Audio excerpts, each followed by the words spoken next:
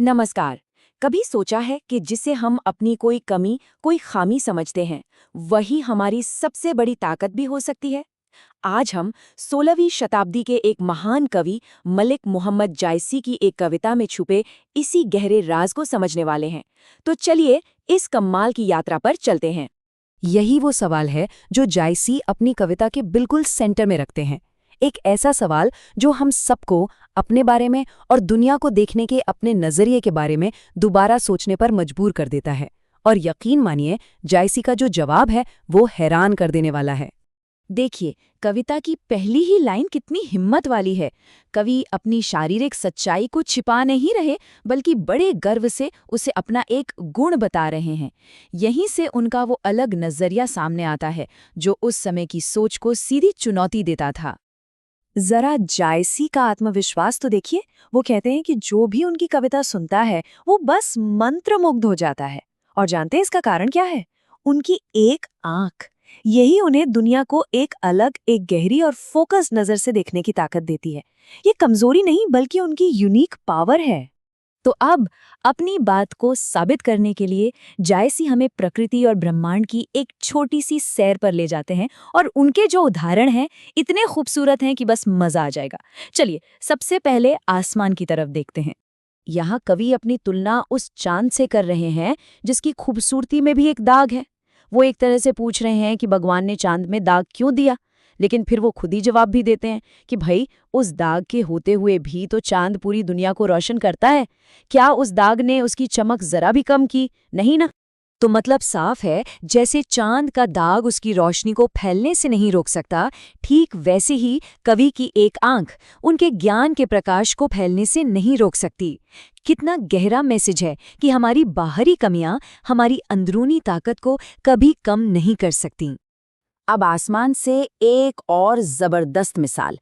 यहाँ सूख का मतलब है शुक्र तारा, यानी वीनस। हम सब जानते हैं कि रात में जब आसमान तारों से भरा होता है तो ये तारा कैसे अकेला ही सबसे ज्यादा चमकता है। जायसी कहते हैं कि मेरी एक आंख भी उस शुक्र तारे जैसी है, जो हजारों तारों की भीड़ में अपनी एक अलग ही चमक बिखेरती है। ये उन्हें दुनिया को देखने का एक ऐसा अनोखा और फोकस्ड नजरिया देती है जो शायद दो आंखों वालों के पास भी न हो। ये एकाग्रता की, एक असाधारण टैलेंट की निशानी है। अच्छा, आसमान की सैर के बाद जायसी हमें वापस जमीन पर लाते हैं। अब वो ऐसे उदाहरण देते हैं जो बताते हैं कि असली खूबसूरती और कीमत अक्सर एक मुश्किल प्रोसेस या फिर एक कमी से ही पैदा होती है। ये जो मिसाल है वो सीधे सीधे प्रकृति से उठाई गई है। जायसी कहते हैं कि भाई, जब तक आम के पेड़ पर डाभ नहीं लगता, मतलब जब तक उसमें फूल आने से पहले की वो नुकीली कलियां नहीं फूटती, तब तक वो अपनी मीठी मीठी खुशबू फैला ही नहीं सकता। और इसका मतलब कितना गहरा है, जरा सोचिए। किसी भी चीज की असली काबिलियत बाहर आने के लिए उसे एक बदलाव के दौर से गुजरना ही पड़ता है।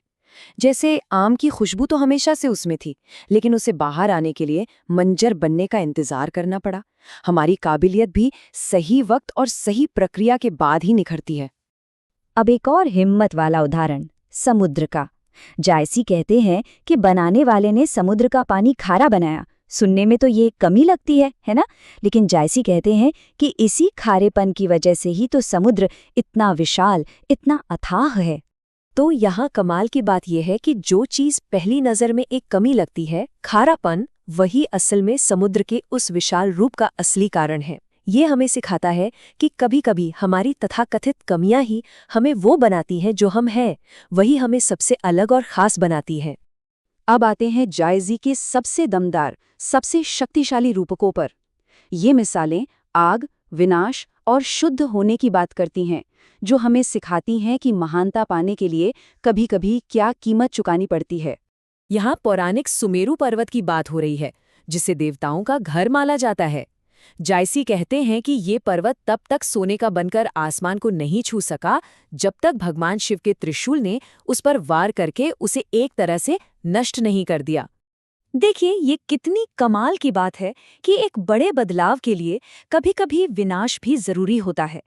सुमेरु पर्वत को अपनी असली महानता पाने के लिए एक बहुत कठिन परीक्षा से गुजरना पड़ा। ये बताता है कि मुश्किलें हमें तोड़ती नहीं हैं, बल्कि बनाती हैं। और फिर आता है उनका सबसे मजबूत तर्क, सोने की मिसाल। वो कहते हैं कि जब तक कच्ची धातु को घड़िया यानी सोना गलाने वाली भट्टी की आग में तपाया नहीं जाता, तब तक वो असली चमचमाता हुआ खरा सोना बन ही नहीं सकता। मतलब शुद्ध होने के लिए और कीमती बनने के लिए आग में तपना तो जरूरी है।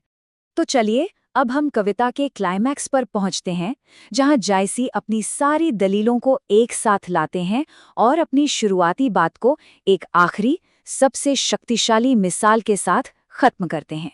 यहाँ कवि अपनी एक आंख की तुलना एक आईने से, एक दर्पण से करते हैं। लेकिन कोई मामूली आईना नहीं, बल्कि एक ऐसा आईना जो एकदम निर्मल है, बिल्कुल साफ है, जिसमें एक भी दाग नहीं है। और बस यहीं पर पूरा नजरिया पलट जाता है। जिस चीज को दुनिया एक कमी समझ रही थी, वो असल में बेजोड़ साफ नजरी और पवित्रता का जरिया बन गई है। जायसी का मानना है कि उनकी अंदर की नज़र इतनी साफ है कि वो दुनिया को बिना किसी भेदभाव के ठीक वैसा ही देखती है जैसी वो असल में है। और इस अंदरूनी सफाई का नतीजा क्या होता है? दुनिया की बाहरी खूबसूरती खुद ब खुद उनकी तरफ खींची चली आती है। बड़े बड़े सुंदर लोग उनके पास आते हैं ताकि वो साफ आईने जैसी नज़र में अपनी असली सूरत देख सकें। इस तरह जो एक कमी थी, वही सबसे बड़ा आकर्षण बन जाती है। तो सोचिए जरा, 16वीं सदी के इस छोटी सी कविता में जिंदगी के कितने बड़े बड़े सबक छिपे हैं। ये बातें हमें सिखाती हैं कि हम अपनी उन चीज़ों को कैसे देखें जिन्हें हम अपनी कमियां मानते हैं, और कैसे उनमें छिपी हुई असाधारण ताकत को पहचानें। तो आखिर में ये सवाल जायसी की इस सीख को हमारी अपनी जिंदगी में उतारने के लिए है। हम सब अपनी कमियों के भीतर अपनी सबसे बड़ी ताकत कैसे खोज सकते हैं? शायद असली खूबी बाहरी तौर पर परफेक्ट दिखने में नहीं, बल्कि अंदर से साफ होने में और अपनी सच्चाई को हिम्मत से अपनाने में है। ये एक यादगार विचार है जिसके बारे में जरूर सोचना चाहिए।